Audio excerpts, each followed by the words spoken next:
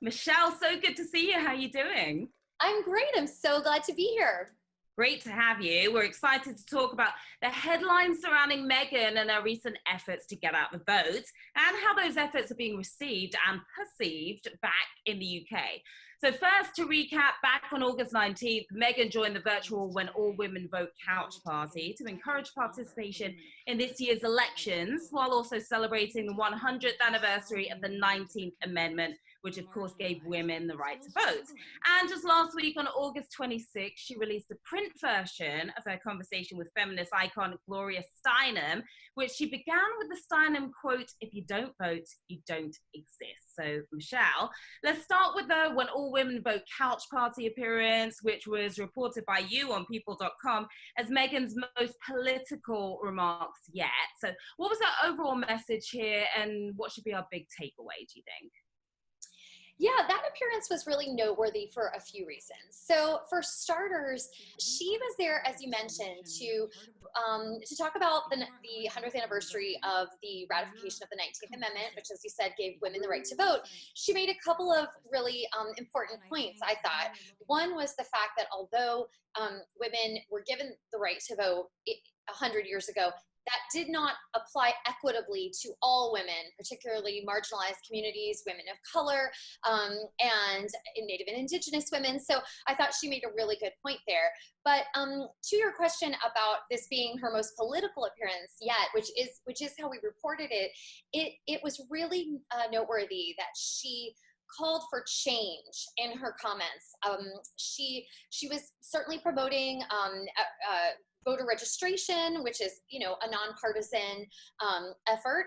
But reading between the lines, you didn't have to read too closely between the lines. It was clear that she was wanting to boost one party and one, sort of direction over the other, because change would be not the current administration, the Trump administration that we have now, but rather, the challengers to that, right? So it was kind of her walking that line, I would say, between political and apolitical. Yeah, it was pretty clear, wasn't it? Her use of the word change, as you said, at 2 points during the couch party seemed to be what made the biggest headlines, got everyone riled up. Let's take a look at those two clips back to back.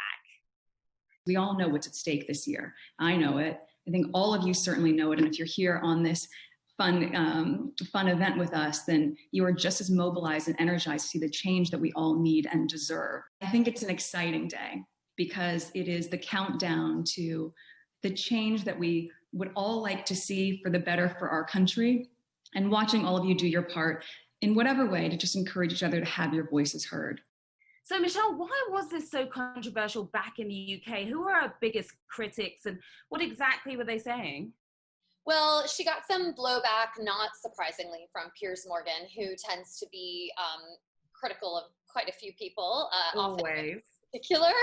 Yeah, so, no huge surprise there.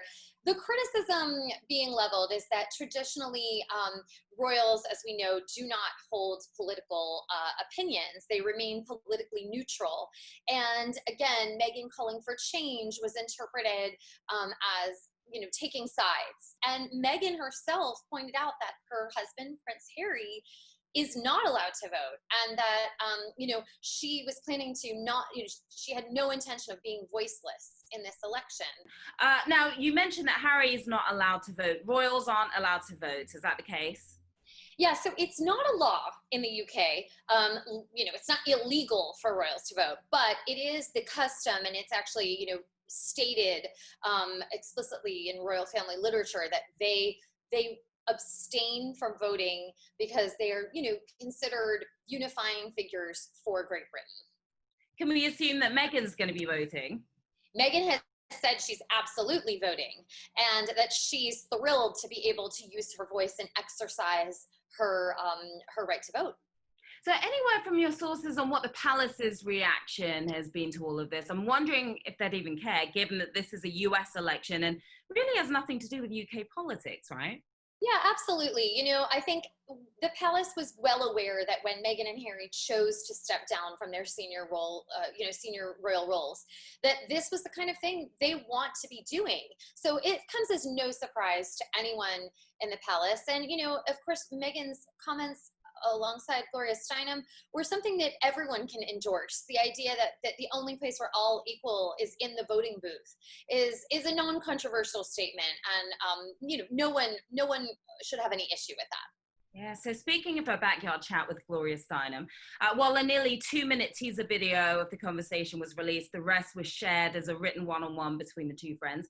Meghan also wrote an introduction saying, "I hope you enjoy our conversation as much as I did, and that it allows you to reflect on who inspires you to vote as we approach this upcoming election. Your voice matters. Please use it." So again, what was Meghan's message here, and what's our takeaway?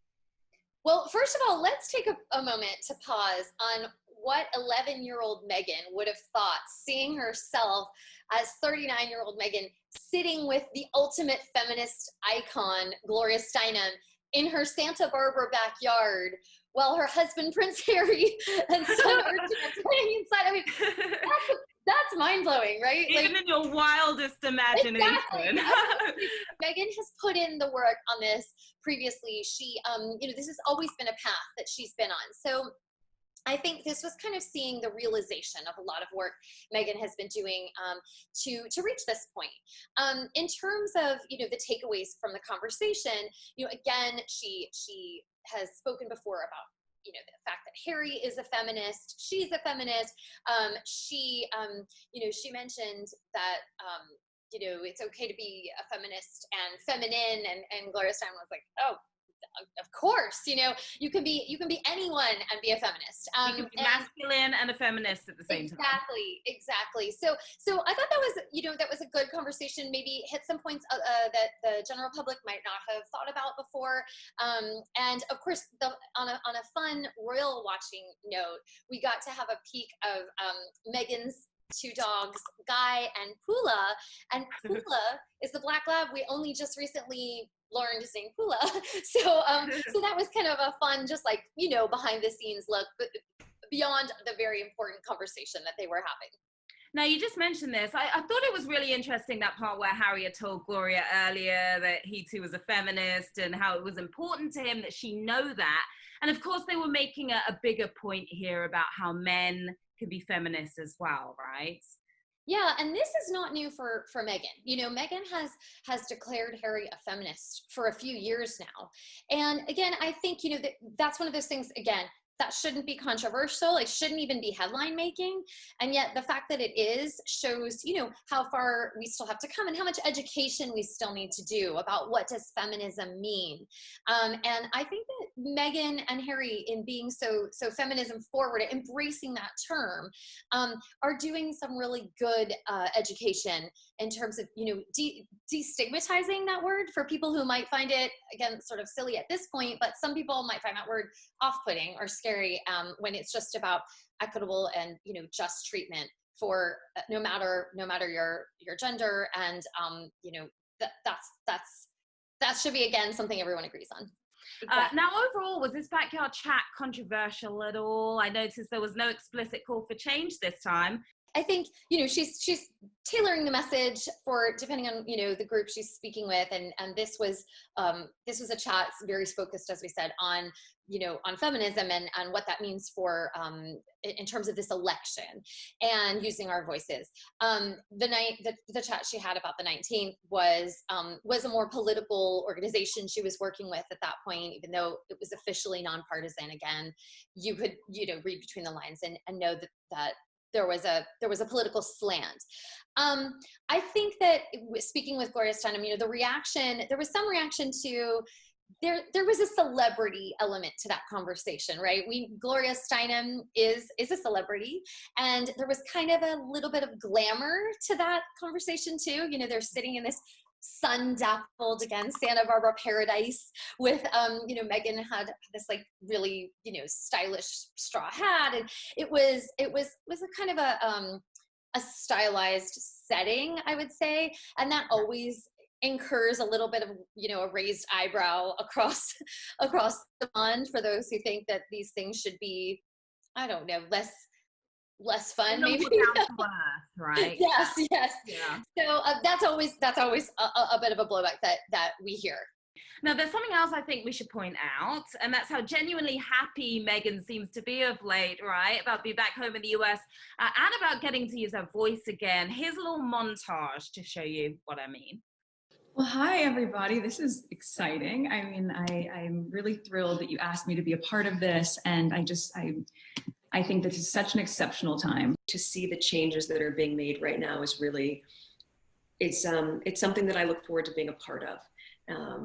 And being a part of using my voice in a way that I haven't been able to of late. So yeah, it's good to be home. Meg, welcome home. I'm so glad that you're home. Me too, for so many reasons. So Michelle, I'm sure you've noticed this too, obviously. Why do you think she is so happy now? I think we're seeing Meghan unburdened. And by burdened, I mean that she was, maybe I should say, Meghan, unboxed out of the box. She was definitely, we know that during her tenure in England, she was feeling very contained by the royal restrictions placed upon her by the institution. As we know, she was chafing against many of the long-standing conventions and rules that are meant to keep royals kind of in their lane. As I mentioned, Meghan was an activist and she was in the fight for social justice well before she had joined the royal family. A lot of that had to be tamped down while she was in her role as a senior royal. And I think we're seeing her free to express her voice again, and how liberating that feels for her. I think that accounts for a lot of the joy that you're seeing.